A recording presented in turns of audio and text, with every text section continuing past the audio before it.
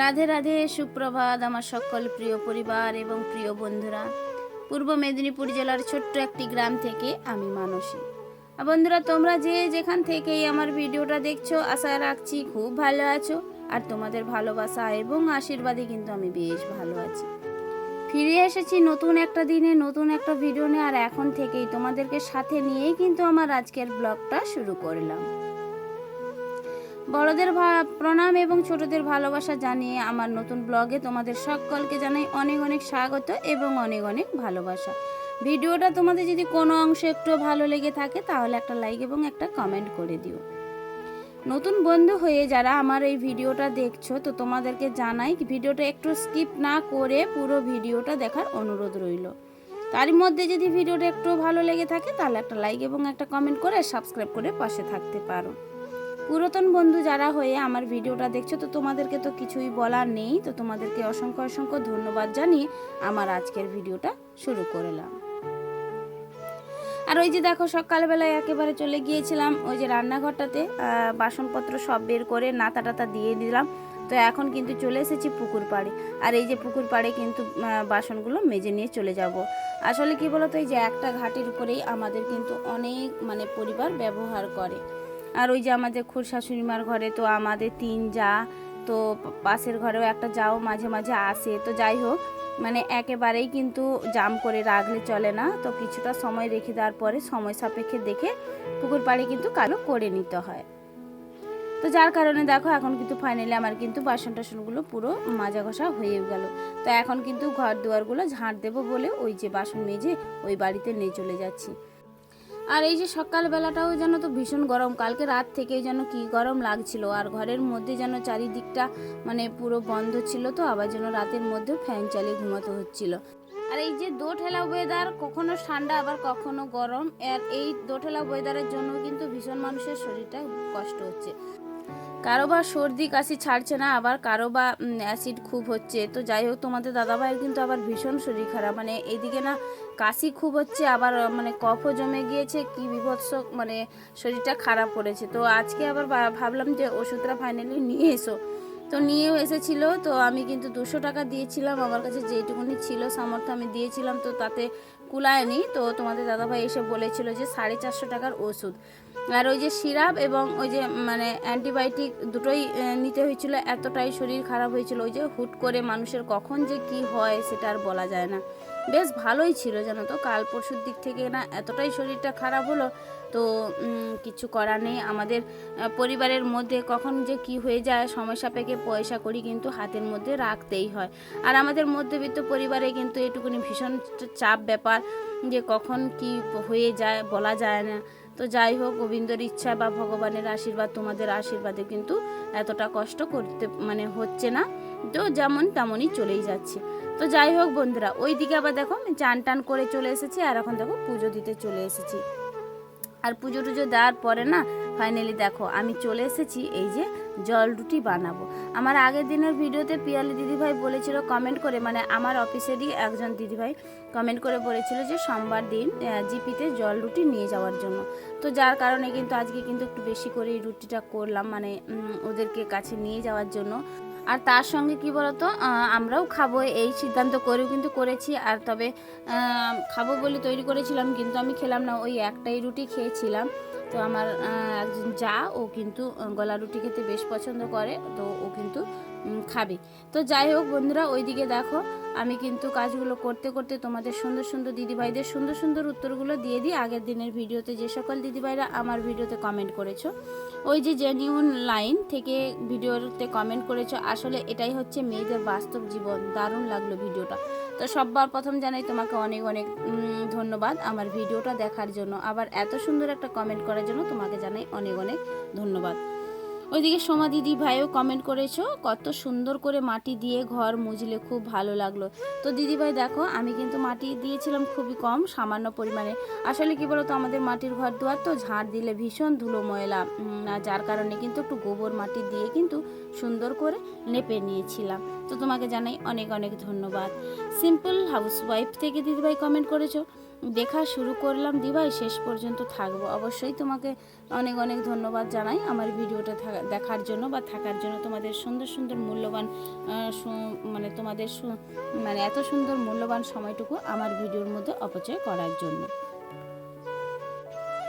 আমার ভিডিওতে দুজন নতুন বন্ধু সদস্য হয়ে আমায় কিন্তু কমেন্ট করেছো, ওই যে মৌসুমি ব্লগও তুমি কমেন্ট করেছো, আর ওইদিকে রিয়া অধিকারী কমেন্ট করেছো নাইস ভিডিও দি ভাই। তো তোমাদের সবাইকে জানাই, তোমাদের দুজনকে, তোমরা নিশ্চয়ই আমার থেকে অনেকটা বয়সে ছোট, তো তোমাদেরকে বনু বলে আমি সম্বোধন জানাচ্ছি। বনু, তোমাদেরকে জানাই অনেক অনেক ভালোবাসা আমার ভিডিওটা দেখার জন্য বা এত সুন্দর সুন্দর কমেন্ট করার জন্য। তো চলো দেখো বন্ধুরা, ওই দিকে না জলরুটিটা করে আর সবজি টবজিগুলো কেটে ধুয়ে রেখে দিয়ে এসে কী ভাবলাম যে এই ঘর দুয়ারগুলো অনেক দূরগুলো মানে মোছা হয়নি, এই যে কাঁচটা বা মানে এই যে জানালাগুলো, খাটের পাওয়াগুলো, এগুলো না মোছা হচ্ছিল না। আর ওই যে কাপড়টা, ওটা না গ্যাসেরই আমি মানে ধরা মোছা করি, ওটা খুব পরিষ্কার পরিচ্ছন্ন করেই রাখি। ওটাতে ধুয়ে নিয়ে এসে মানে জল দিয়ে হালকা করে ভাবলাম যে ওইগুলো একটু মুছে দিই। তো তারপরে এখন দেখো চলে এসেছি কিন্তু রান্নাঘরে। ফাইনালি দেখো সব রকম সবজি দিয়ে কিন্তু একটু রান্না করে আর জানো তো করেছি আলু আর টমেটো সেদ্ধ দিয়েছি। তো এই সবজিটা কিন্তু বেশ খেতে সুন্দরই হয়েছিল। মানে তোমরা ভাবছো হয়তো দিদিভাই রোজ রোজ বলছে খুব সুন্দর হয়েছে, না গো বাস্তব খুব দারুণ লাগে। কারণ কি বলো তো, আমরা কিন্তু কোনো পেঁয়াজ রসুন এই সবজির মধ্যে মানে অ্যাড করি না, কখনোই করি না। তো আমরা সবসময়ের জন্য নিরামিষি সবজি রান্না করি, তো আমাদের মুখে তো সবসময় ভালো লাগবে, তাই না? আর তোমরা যারা সবসময় পেঁয়াজ রসুন দিয়ে খাও, তোমাদের কিন্তু একটু নিরামিষি খেতে একটু কেমন লাগবে। তো আমাদের কাছে যার কারণেই বললাম খুবই সুন্দর লেগেছিল।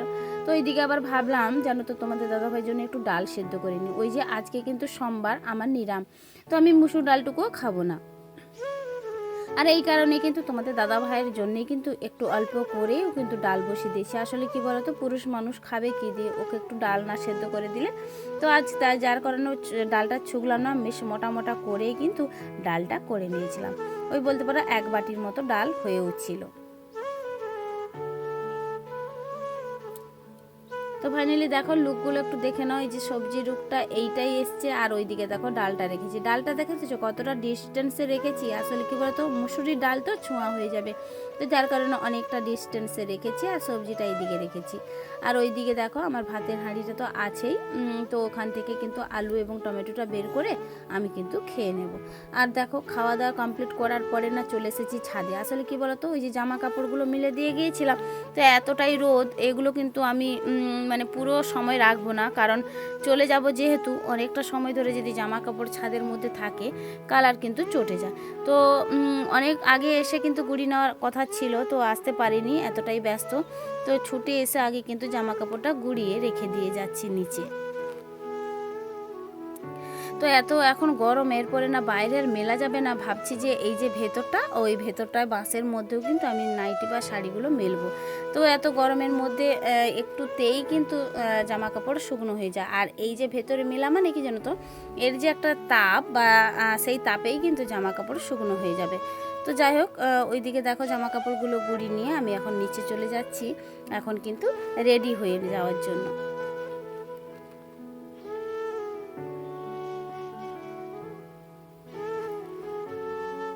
সামনের মানে আমাদের দুয়ারটা বেশ মানে মানে আলো লাগছে। আসলে কি বলতো, সামনে একটা না হালকা ছোট্ট তেঁতুল গাছ ছিল, ওখান থেকে আমার একজন ভাসুর না গাছটা কেটে দিয়েছিল।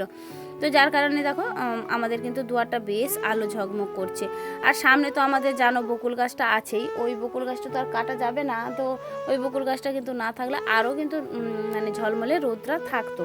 তো যাই হোক, এরপরে এতটাই গরম হবে কিন্তু আমাদের এই দুয়ারটা কিন্তু থাকা দুষ্কর ব্যাপার হয়ে যাবে, মানে চারিপাশটা তো ফাঁকা, তো যার কারণে কিন্তু ঘর দুয়ারটা বেশ গরম হয়। আর ওইদিকে দেখো আমি কিন্তু রেডি হয়ে নিয়েছি, আর এখন দেখো মাথাটা হেঁচড়ে নিয়ে কিন্তু ওই যে সানস্ক্রিনটা লাগিয়ে দিয়েছি।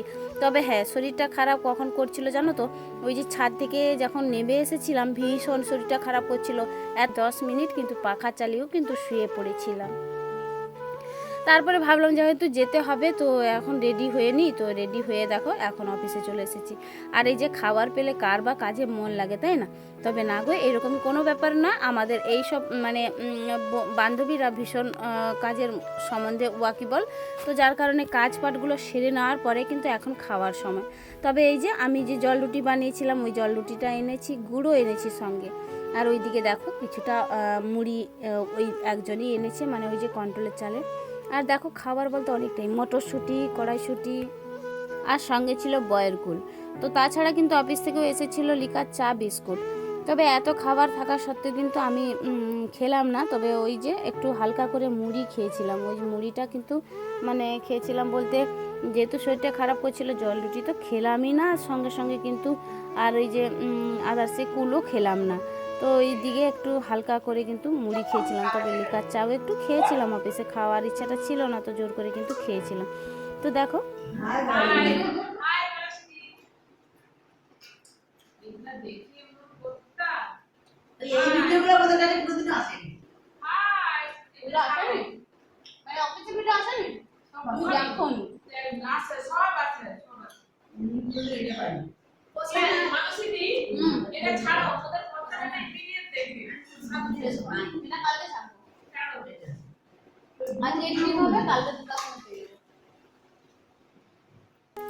তো তারপরে দেখো অফিস থেকে ফিরে এসে একেবারে সন্ধেবেলা, আর আমার চেয়ারটার অবস্থা দেখো। তবে তোমাদের দাদাভাই কিন্তু বেশ সুন্দর করে গুছিয়ে রেখেছিল, জামা থেকে শুরু করে কাপড় থেকে। তবে আমি কিন্তু এগুলোকে আবার জিনিস জায়গায় করে নিচ্ছি। আর এই যে চেয়ারের মধ্যে এত সব দেখে না আমার যেন মাথাটা ঘুরে গিয়েছিল। আর চেয়ারের মধ্যে একটু বসতে পারবো না এমন অবস্থা। তাছাড়া ঘর দুয়ারটাতে এতটাই ছোট, মানে জিনিসপত্রতে ভরে গেছে, আর আমারই এতটাই জামা কাপড় মানে ভীষণ। তো যাই হোক, ওইদিকে কিন্তু তোমাদের দাদাভাই এই কাজটা করে রাখার জন্য আমি কিন্তু একটু ফ্রি পেলাম। তো আমি কি করলাম, পাট করা আছে যে জায়গায় সে জায়গায় রেখে দিলাম, ব্যাস আমার কিন্তু কাজ পুরো ফিনিশ। আর বলতে পারো ঘরটা একটু কিন্তু আমার হালকাও মনে হলো। শীতের পোশাকগুলোও যেন তো তুলে দেব, আর ওই কারণে কিন্তু ভাঁজ করে নিলাম। এখন কিন্তু গরম ফুটে গিয়েছে, আর বের করাতে লাগবে না। কোনো রকমভাবে ওই একটা চাদরেই আমি কাটিয়ে দেব। ওই যে শিব চতুর্দশী আছে, ওতে যদি একটু ঠান্ডা পড়ে। তো চলো বন্ধুরা, ওইদিকে দেখো জামা কাপড়গুলো সব মানে পাট করে চলে এসেছি। এই যে রাতে দুটো রুটি বানিয়ে নেব। আর ওইদিকে তোমাদের দাদা ভাইয়ের জন্যই রুটি করব, আমি কিন্তু রুটিটা খাবো না। আর ওই যে বলেছিলাম শরীরটা ভীষণ খারাপ, আমাকে আবার ফোন করে জিজ্ঞেস করলো আবার নাকি ওষুধ আনবে। তো যাই হোক, গ্যাসের ওষুধ তো খাচ্ছি, তার সঙ্গে সঙ্গে আবার কি ওষুধ আনুক। তো ওই কারণে আমি কিন্তু রুটিটা খাবো না। তো দেখো এই যে রুটিটা ফাইনালি আমার হয়েই গিয়েছে, আর ওইদিকে সবজিটা আছে। তাহলে চলো বন্ধুরা, আজকের ভিডিওটা এই পর্যন্ত। ফিরে আসছি নতুন একটা দিনে নতুন একটা ভিডিও নিয়ে। আর ততক্ষণ তোমরা সুস্থ থেকো, ভালো থেকো, আর এইভাবেই আমার পাশে থেকে সুন্দর সুন্দর কমেন্ট করো। আর তোমাদের কমেন্ট কিন্তু আমাদের একটা ভিডিও করার আগ্রহ বাড়িয়ে দেয়। রাধে রাধে।